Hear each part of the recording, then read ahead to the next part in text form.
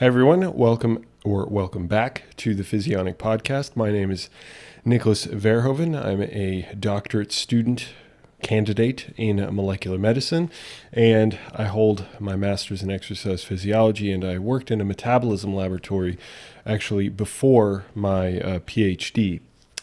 And today we're going to be discussing metabolism, which is why I mentioned that I worked in a metabolism laboratory, not in the capacity that we're going to be discussing it, but still related, certainly. And this paper was actually sent to me by a subscriber that wanted me to go over this. And I looked at the paper. It wasn't very long, but it was definitely extremely comprehensive. And it essentially it's a study on how exercise or physical activity changes our metabolism over time. And they essentially introduce a new model for how to understand metabolism, total metabolism, and how that's fed into by physical activity as well as basal metabolism. I'll be explaining all of that as we go throughout. So the paper is really clear cut. It's in the journal Current Biology, which is part of Cell Press, which is a really extremely reputable journal. And it is called Energy Compensation and Adiposity, which means fat, in humans. So I'm going to be going over a bit of the data, not everything that they discuss in the paper, although it's not that long. It's still a lot of complex regression analyses and all kinds of different things. So I'm going to do my best to try to explain it. And we're going to get some intriguing input from this paper, but we're going to be able to take away a decent amount from this paper as well. Kind of reframe. It didn't really reframe how I think about exercise, but I think it will reframe how some people look at exercise. And should we be using exercise for fat loss, for example? So with that said, let me go ahead and start jumping into this. Now, if you are watching the podcast, as always, I'm going to have a few of the data up on the screen for you, and I've kind of erased certain parts and kind of put in my own like graphics and stuff to make sure that it's a little clearer for you to understand, but I'll certainly be pointing things out as we go along as well. And if you're listening, I'm going to be doing my best to explain this concept from an audio perspective, trying to keep in mind that you can't see what I'm pointing to when I'm discussing everything that's on screen. But regardless, I digress. Let's move on. So this study investigated how metabolism interplays between activity and basal metabolism. Now, physical activity. Let me go ahead and jump over to my screen real quick. So if you're watching, this might look a little complex. Don't worry, I'm going to explain it. But really, it's extremely simple. Your metabolism, your total metabolism, is made up of three primary sections. You have your activity, which can be physical activity, or it can be exercise, which would probably fall under the umbrella of physical activity, because physical activity is more general than exercise itself. Exercise is planned. Physical activity is not necessarily planned. So there's physical activity, energy expenditure, which they have denoted here as AEE, and then which is about 30% of your total metabolism. Then you have your basal energy expenditure, which is BEE, and so I'll just be talking about it as basal metabolism, activity metabolism. And basal metabolism is about 60%, and it kind of varies, but roughly about 60% of your total metabolism. And of course, that's made up of, as they've indicated here, your immune system, your cardiovascular system, your heart pumping, things like that, vasodilation, vasoconstriction, your kidneys, how they have to have this interplay between different solutes that they keep and trying to excrete particular things out of your body, your brain, obviously, if you're going to be thinking, if you're going to be doing complex movements, your liver, which is constantly metabolizing things, and if you're in a ketogenic diet, for example, it's creating ketones. I mean, there's all kinds of things that it's doing. Skeletal muscle, I think that's a no-brainer. Any sort of movement, you're going to be generating you're going to need a certain amount of energy. The digestive system and the respiratory system.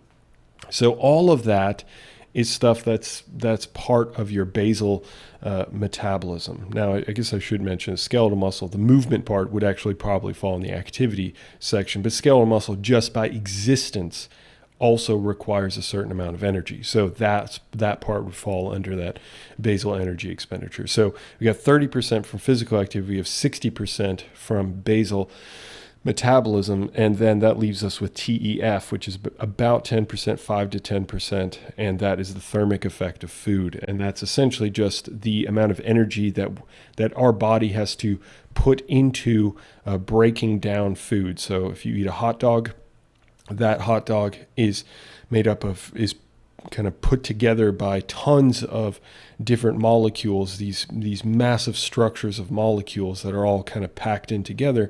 And obviously it's not going to stay like that in your intestinal tract. So all of that has to be broken up, and that takes energy. So there's metabolism. There's an explanation of a really broad overview of metabolism without getting into the cellular workings of, bioenergetics and things of that nature. So anyway, this study wanted to investigate how metabolism interplays. The study wanted to see how metabolism interplays between activity, and that's what I'm going to be showing you, activity and its effect on basal metabolism. And it might actually be pretty surprising, might be a little shocking, the model that they end up implementing, and how that makes up the total metabolism. So the researchers took data from over 1,700 individuals. So they just scoured the literature. I think they went into a particular database and were able to figure out where they could collect appropriate data points. And they ended up getting data from over 1,700 individuals, men and women, from ages 20 to 70. And then they have another follow-up database that was from 70 to 90 years old. But I'm going to be focused on the major data set, the 1,700 individuals. So now allow me to explain the kind of three models that they mentioned that, one of them is really common. It's the one that most people think about. And then there's another model that I think a lot of exercise physiologists might think about. So people that are maybe a little bit more educated on the topic. And then they present their third model, which is what is the really intriguing one. Okay, so if you're watching, I'm going to click back over to what I just had up. So on the left side, that's what I explained, with the activity energy plus thermic effect of food plus basal energy makes up total metabolism. Okay, done. Now, if we look at that exact same setup, but we look at these three separate models, the first model is what most people think about. They think about, okay, if I need to lose fat, if I need to lose body fat, I need to be in a calorie deficit, unless you're one of those individuals that just doesn't believe in a calorie deficit. I'm not even going to get into that point right now, but let's say you know that you have to be in a calorie deficit, meaning that you need to be expending more energy, you need to be expending more calories than you're taking in, and therefore that creates that deficit. So what you decide to do is you decide, okay, well then I'm going to get on the treadmill 3 times a week, and I'm going to jog for an hour or something along those lines. So you're not increasing your basal metabolism. You're not increasing your thermic effect of food, obviously. You're increasing the third component, which is the activity. So you're increasing this section. If you're watching, you can follow along with my mouse. So the activity energy expenditure increases. So it goes from kind of the normal, like let's just say 400 calories a day to suddenly it increases to 600 calories a day. So it's an additive model. So you're adding more physical activity. Therefore, that leads to an increase in the activity energy expenditure. And therefore, because that's a component, that makes an overall increase in the total metabolism. So total metabolism increases because of this increase that you have kind of artificially put onto this activity thermogenesis or activity energy expenditure. That is an additive model. Okay, pretty simple, and that's how a lot of people think about it. I'm going to get on the treadmill. It's going to tell me how many calories I burned, and therefore then I can just tack that on to the amount that I expend for the day. Now, a performance model is something that more like exercise physiologists, personal trainers, things like that would probably be more inclined to implement or think about, because it's the same concept as the additive model. So you're doing exercise, you're doing the exercises, and then you get an increase in overall expenditure from the exercise. But on top of that, your basal metabolism gets a boost because it has to undergo recovery. So, over the next 24 hours or 48 hours, your basal metabolism might be slightly elevated because of inflammation, trying to build more musculature, things like that is going to increase your basal metabolism. So even though you're not exercising anymore, you are just sitting there, you're sleeping, whatever it might be, by comparison to if you hadn't exercised, your basal metabolism is increased when you do exercise for that recovery. So it kind of the activity plays into the basal metabolism. Okay, so that is called the performance model. All right, now what these researchers are saying is that they have evidence, and we shall see if that's true, they have evidence from these 1,700 data points that they are coming out with the compensation model. So they are mentioning this compensation model, wherein if a person were to jump on a treadmill and exercise, let's say for a couple hundred calories, whatever it is, it doesn't matter. Just throw a number out there. And so they're increasing their activity. Now in the additive model, that would just tack on to the basal metabolic rate, to the basal metabolism, right? Well, the compensation model implies that it eats into the basal metabolism. So basal metabolism, what they are postulating is, what they are hypothesizing is that basal metabolism will decrease to make up for the fact that you are exercising, that you're being more physically active. So that is a scary concept for people who really believe in exercise being a great way to end up losing body fat. We're gonna talk about if that's actually true, but secondly, we're going to talk about how much and how to stratify. Who is maybe more susceptible to this than other people. So really interesting concept, and so there's kind of the overall introduction on the compensation model, as we're going to be calling it from here on out. Okay, so now looking at this first piece of data, again, if you're listening, I'm going to try and explain it, but certainly hop on over to the video podcast if you want to actually see the data and whatnot. Okay, so on the vertical axis, I've got the total metabolism. If we look at the first piece of data on the left side only. So total metabolism, which is exactly what I described to you, that's basal metabolism plus activity plus thermic effect of food. Those three add together to make total metabolism. And as it goes up, as total metabolism goes up on this chart, then you see the numbers going up. So it kind of makes sense. Up, higher metabolism. Not rocket science here. Now the horizontal axis, is the basal metabolism. Now here we're comparing the total metabolism to the basal metabolism, and we're just plotting all of those data points from all those individuals, from all the metabolism information that we have on all of these individuals when they measured total metabolism. So across many studies, in this entire database, they measured they had to have total metabolism to create a data point for that. But they also had to have basal metabolism to have a data point for that, to be able to compare. And then they wanted to see, is there a trend? Is there a direct relationship, or is there an indirect relationship? Is there a negative relationship, a positive relationship? What's going on here? And for any statistics people, I know those are the same. So basal metabolism is on the bottom. So in what we see, and this is really simple to read, I realize that this might look scary, but it doesn't. It's not scary at all. Just ignore this whole glob and just look at the line. That's it. Just look at the line. It's all that matters.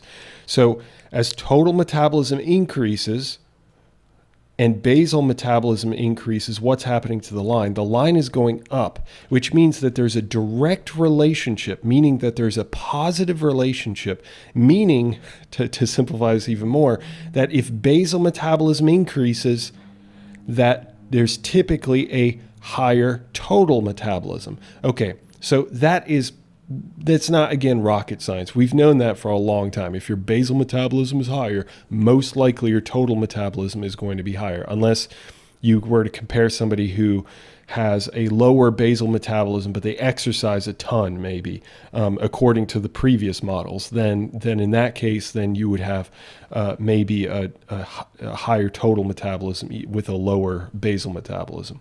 But overall, for the average individual, and that's what they looked at, the average individual, they show that basal metabolism increases, and therefore, and it's correlated, it's associated with greater total metabolism.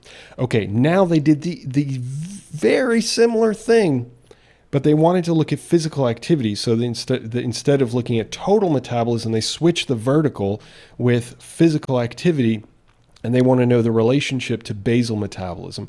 And what they found is that as activity increases, that there is an inverse relationship with basal metabolism. So as physical activity increases, again, ignore all the splotches, just look at the line. Physical activity increases, it's associated with lower and lower levels of basal metabolism. So that there might be some sort of a connection between those two. And it's not the same connection that we see with basal metabolism and total metabolism. So just keep that in mind as we go forward. So that's kind of that they're essentially showing from the data that there's an association between physical activity and basal metabolism that is antithetic to one another. And their argument is not that basal metabolism is affecting physical activity, but physical activity is impacting basal metabolism. So increases in physical activity are therefore decreasing the number of individuals that have a higher metabolism. Okay, so, and I guess I should also add in here, now that I'm looking at my notes real quick, that these individuals, that the values that we're looking at here are controlled for sex as well as age and body composition, okay? And they found that there were no differences by sex or by age. So this relationship was true if you're 70 years old as well as if you're 20 years old. And if you are a woman or if you are a man, it doesn't matter. The relationship stays consistent. So, however, I did mention body composition. So then they were interested. Now let's look at fatness. Let's look at, is some of this due to body weight, body fatness? And they ended up finding that, yes, there was a way to kind of stratify this or to try to look at this from the perspective of looking at body fatness, or body weight.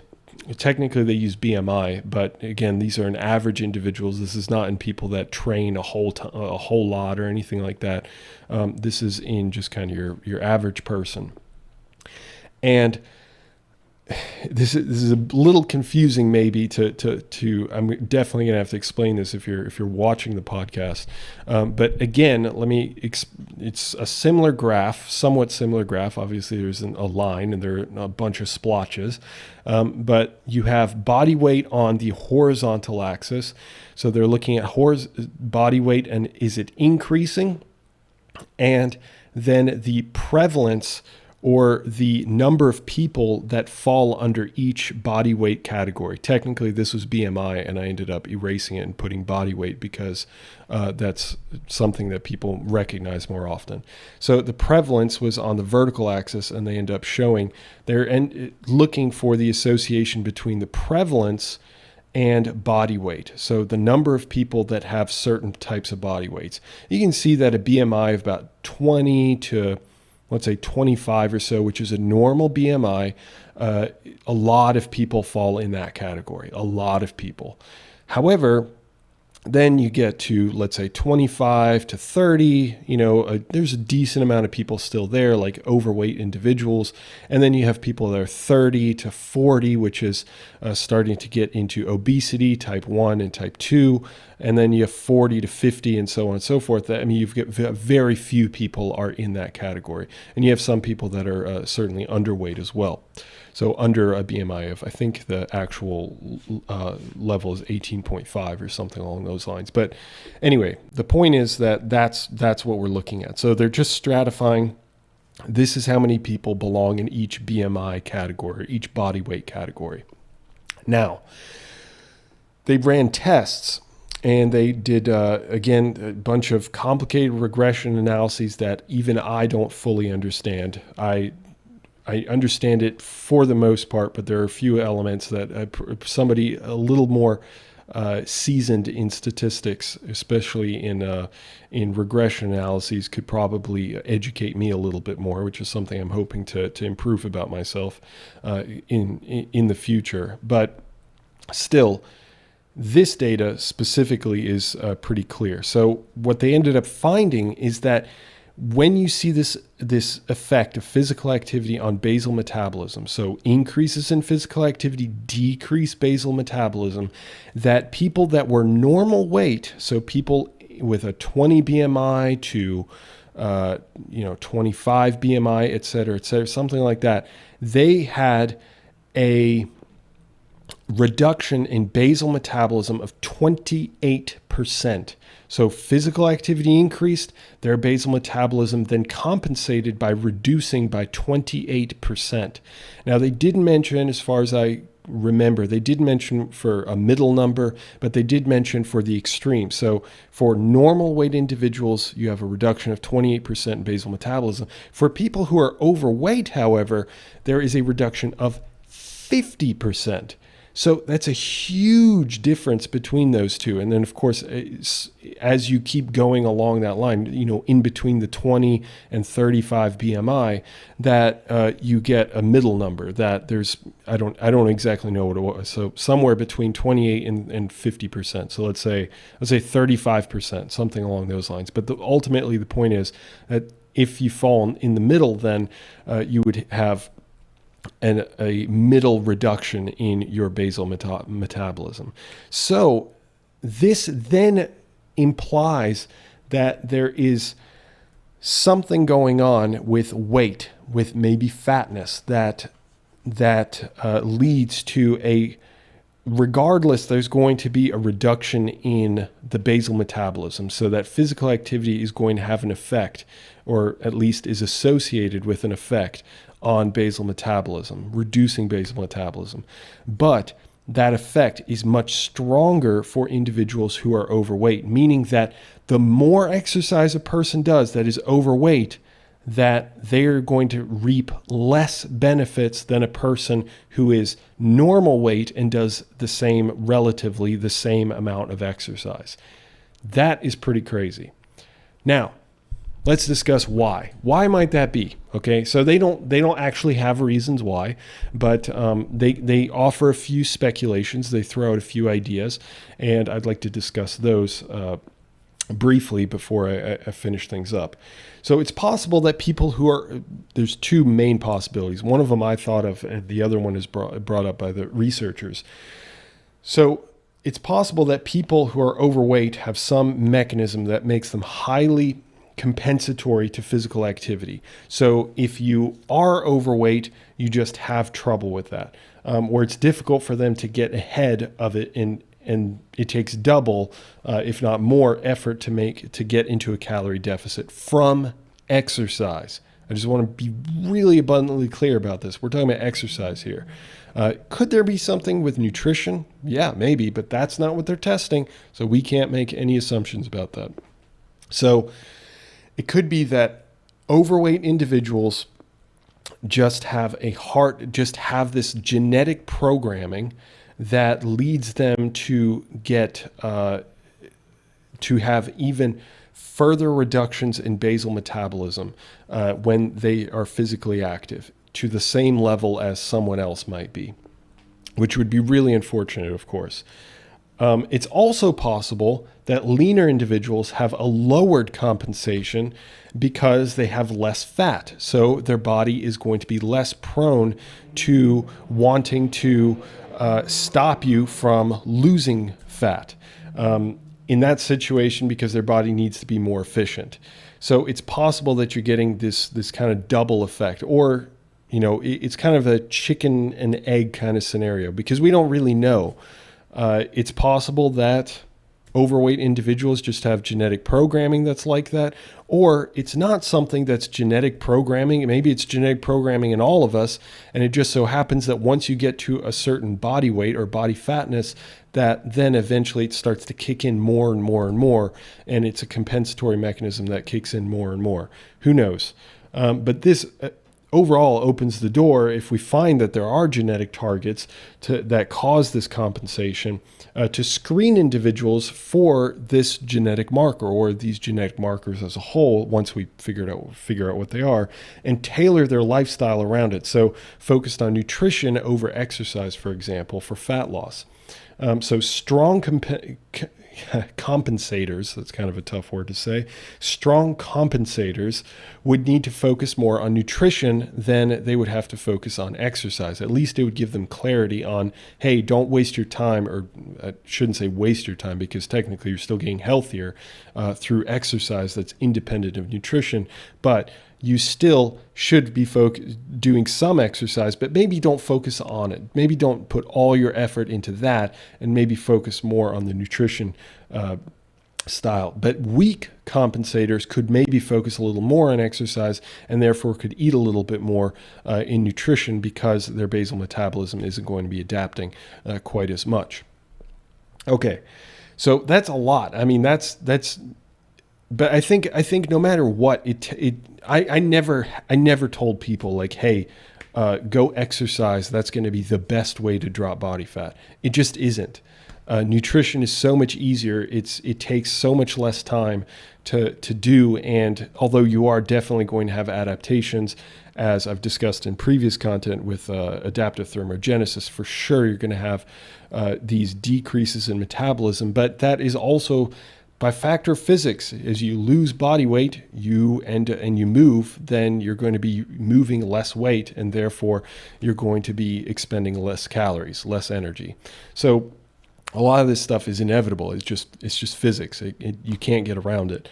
However, this could be really interesting, and at least it gives us a platform. And keep in mind, this is just kind of a predictive model. We need a lot more research on exactly like the mechanisms and like which comes first. Is there a genetic background? Things like that. Okay, so in conclusion, this means that basal metabolism may compensate to decrease physical activity, thereby reducing the effectiveness of the calories burned during exercise or physical activity.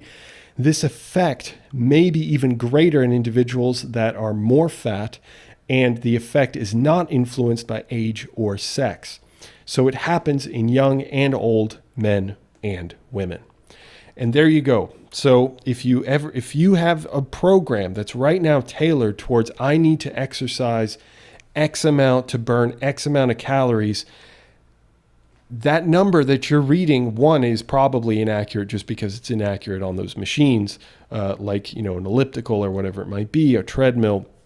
But on top of that, you don't know what your basal metabolism is doing. So it may be reducing 40% to make up for the fact that you just expended so many calories.